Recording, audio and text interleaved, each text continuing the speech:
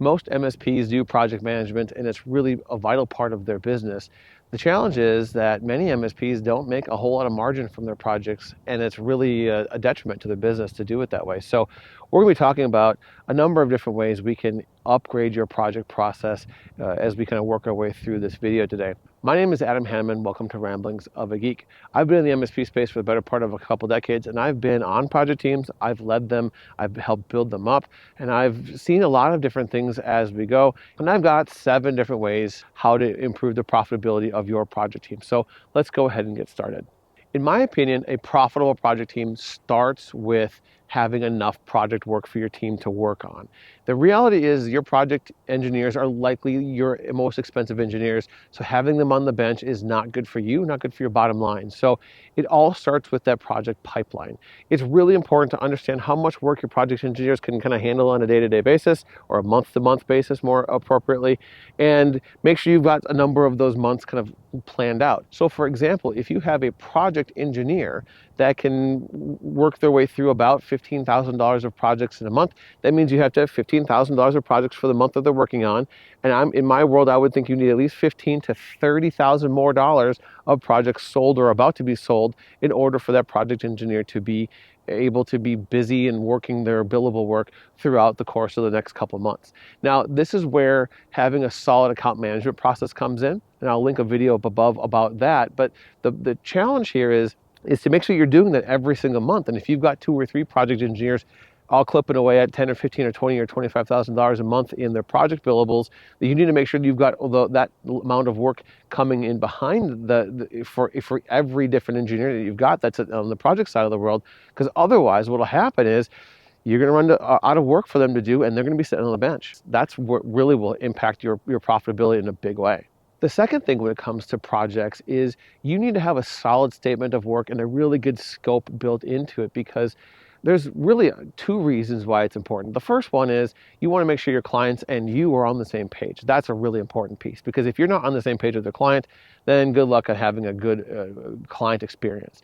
The second piece, though, and in my opinion, the more important one, is to make sure that you understand the amount of time that you're going to be spending on the project from a budget perspective.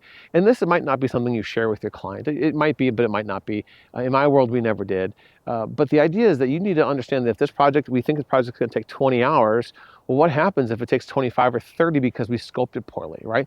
And every time something is scoped well and every time something is not scoped well, you want to understand and learn from that. And that's all part of the scope puzzle, is that you really need to make sure that you understand how much work and how much time you're going to spend on these projects, and then measure against that budgeted time, right, as you work your way through the project. And that's a really important piece. If you don't have your scope dialed in the first time you go through the project, okay, fine, then learn from it and get better every single time. If you don't get better every single time and learn something from it, then you are completely wasting that opportunity to enhance and level up your profitability in your project team.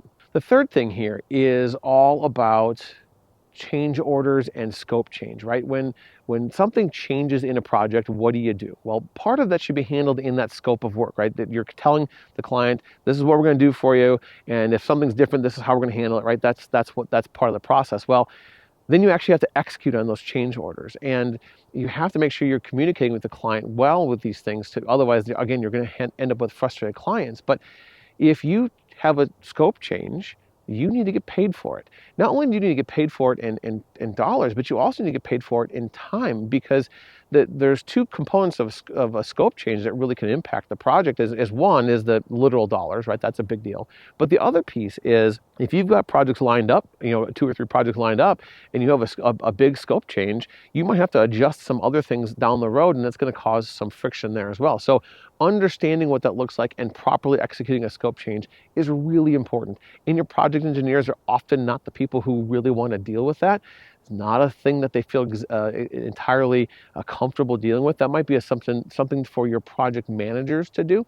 And that actually leads me right into the next one, is that your project engineers should be project engineers, not project managers. So when you think of project management in an MSP, you probably think of one person kind of doing all of the things. Now, I'm here to tell you that is a really inefficient way of doing things. Most project managers in the MSP space are really project engineers that do a little bit of scheduling. But the challenge here is that most of them aren't that great at all of the things. And the ones that are better than average at all the things, you might want to call a unicorn in this case, still aren't great at all the pieces. I'm actually pretty good at doing the tech work. I'm pretty good at communicating, and I'm okay at the scheduling of things. But the reality is that when I'm doing all three of the things for myself, especially in an MSP context, and I've got 2 or 3 projects active at once, or maybe more, is that something in there falls apart.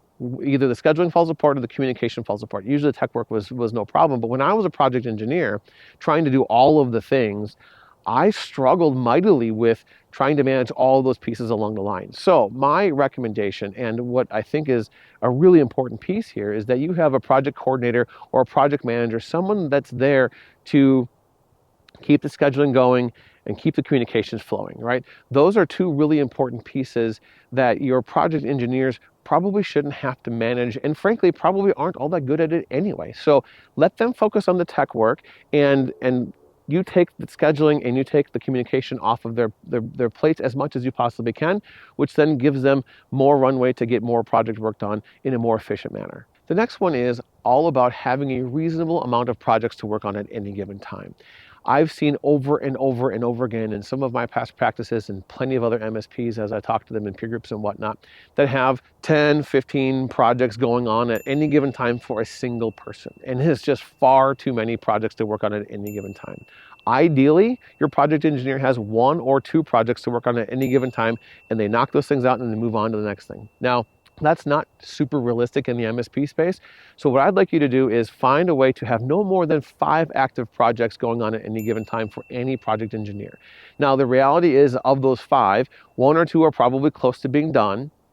1 or 2 is probably in the middle, and 1 or 2 is probably getting started, right? And the idea with this is that when one project slows down for a minute, because it probably does, there's work to fill in, but not so much more work that's going on, and not so many things are coming in at them at one time that they aren't able to focus on the next most important thing. So what you do as a project manager, project coordinator, is to really restrict the number of active projects for any particular project engineer to 4 or 5 or less if you can make it happen, and really focus them on getting those 4 or 5 things done. Schedule the workout, work with the clients to make sure they understand what's going on, make sure that project engineer is focused on the right things, and really moving those projects forward and closing them up and being done with them at a reasonable time, right? The idea is you want to open a project, work it, and close it, and do that over and over and over again in a very efficient manner. The more efficient you can get at this, the better off everybody's going to be. The client experience is going to be better. Your project engineers are going to feel less frustrated because they got all this stuff coming at them. And you as a project coordinator, project manager,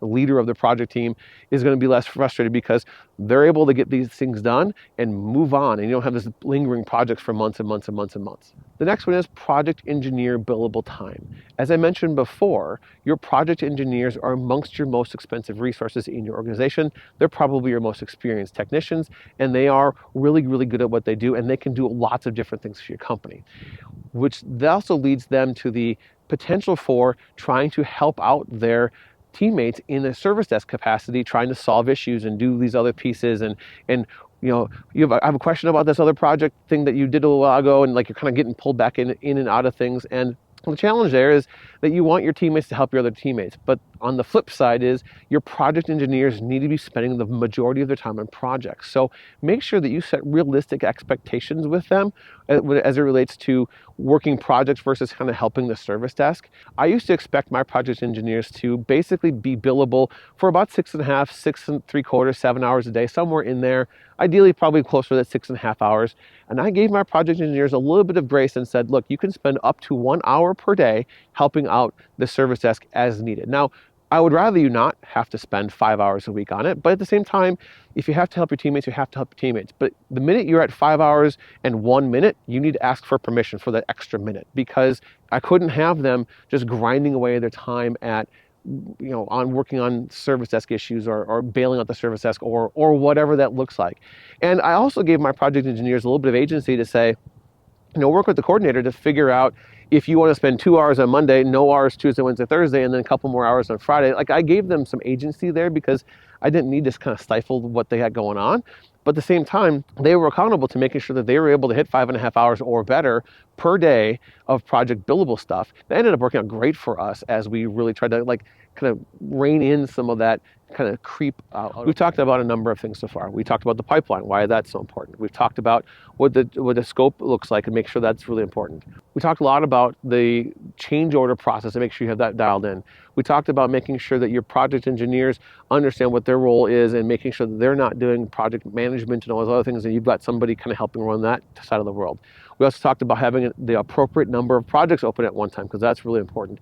Number 6 was we talked about making sure that your project engineers are billing the appropriate number of hours of things. Those are all important pieces.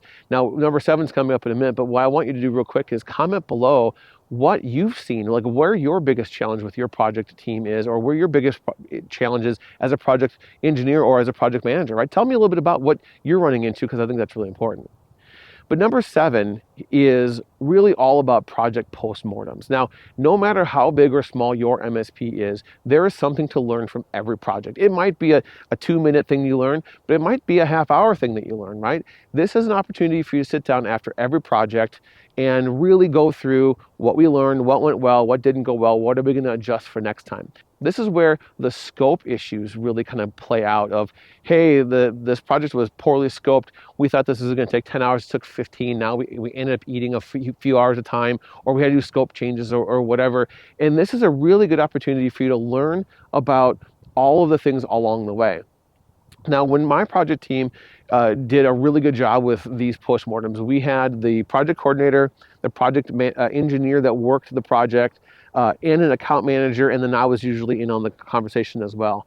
And those conversations didn't usually take a ton of time, but we got viewpoints from several different people along the way. And also we reviewed their survey results from the project, because we asked all of our clients, hey, how this project worked for you? What was your experience on the client end? And we really wanted to kind of combine all those things together and learn some stuff. Now, sometimes we didn't learn anything, and that was perfectly fine. It was a pretty quick in and out of that conversation. But oftentimes we learned about inefficiencies in our systems, issues with project tickets in the project software that we're using. We were using our PSA for managing projects. We learned about client frustrations that didn't show up in the survey. We learned about project engineer frustrations with the client that didn't we didn't know about. We learned a lot about all the different projects that went well or didn't go well. It allowed us to continually iterate and get better at our project team, because that's really what's going to make your project team more and more efficient over time, is continuously iterating and leveling it up and just continuing moving that ball forward for your company. Because the more you can do on an everyday basis, every day, if you can make today better than yesterday and tomorrow better than today on your project side of the world, things are going to get better. You're going to be more profitable. You're going to build more margin in. Your team's going to appreciate the work you guys are putting in, and your clients are certainly going to appreciate and feel it as well. So managing your project team really, really well is an important piece. Keeping on the project conversation for just a second is actually I have a video up here about kind of building out your project team. That is a really important thing. And also have a video about kind of the structure of your overall service team, which includes your project team, that might be beneficial for you as well. So check out those videos when you have a minute, and thanks for coming on this ramble with me, and I hope to see you on the next one.